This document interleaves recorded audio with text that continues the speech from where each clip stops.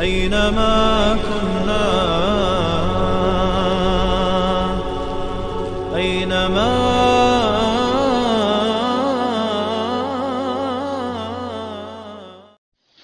بسم الله والحمد لله والصلاة والسلام على رسول الله. اما بعد، السلام عليكم ورحمة الله وبركاته. حدیث از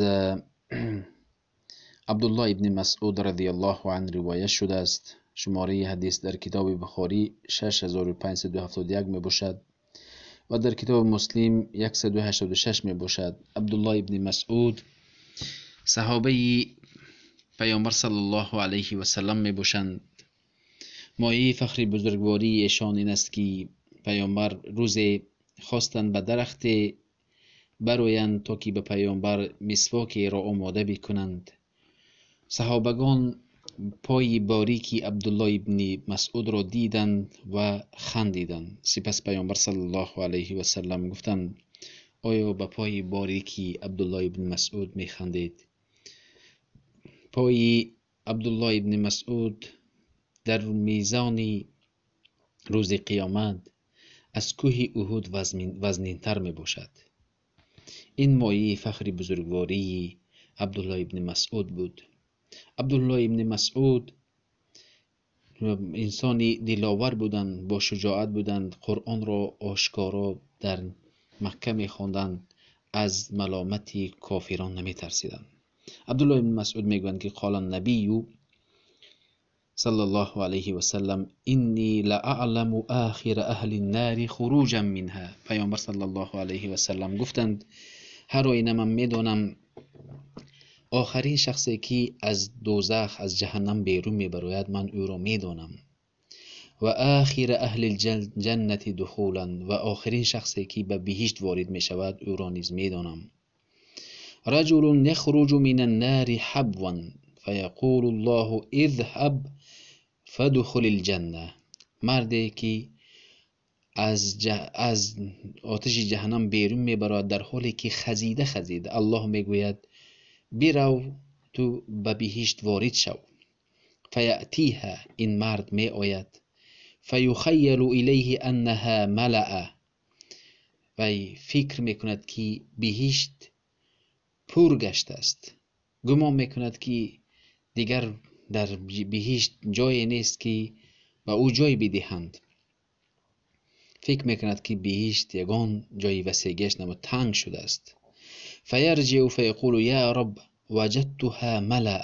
میگوید که ای پروردگار، من او را پر از مردم یافتم، بهشت پر شده است. فیقول اذهب فدخل الجنه، برو به بهشت داخل شو. فیأتیها فیخیل الیه انها ملأ، باز می آید به دروازه نزدیک بهشت، میگوید که باز فکر میکند که بهشت پر است، چگونه می درایم؟ سپس فیرجع فیقول یا ربی وجدتها ملأ.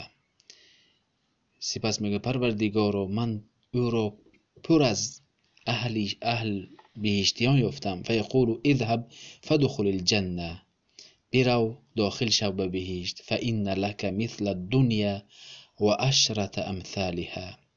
سپس میگوید که برو به بهشت داخل شو، تو در جنت به مانند دنیا منزل داری و 10 برابر دی همین دنیا تو مثل همون قدر اندازه حجم 10 برابر دی دنیا منزل داری. میگوید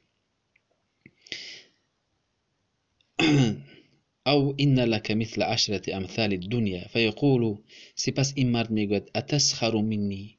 این مردی که آخرین شخص از دوزخ میبرد و داخل بهشت میگردد، این سخنی الله رو میشنود. میگوید که آیا ای پروردگار، تو مرا مسخره میکنی او یا که بر من میخندی و تو پادشاهی همه چیز هستی؟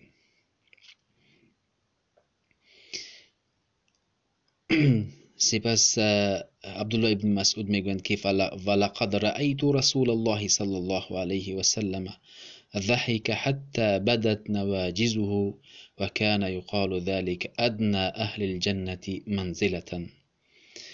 پیامبر صلی الله علیه و سلم با این سخن این شخصی که از دوزخ آخرین شخص برآمد و آخرین شخص به بهشت می درآید، با این سخنی اش خندیدن، حتی دندانهایی که دندانهای پیش نمایان شد از خنده پیامبر صلی الله علیه و سلم. هنگامی که انسان میخندد دندانهایش مینماید، همان را نواجیز میگویند.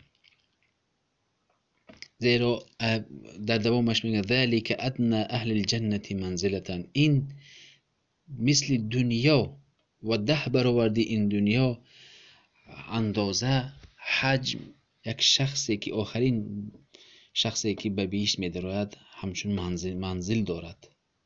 اما شخص های صالح از این هم بیشتر دارند. یعنی بهشت بزرگ کلان است.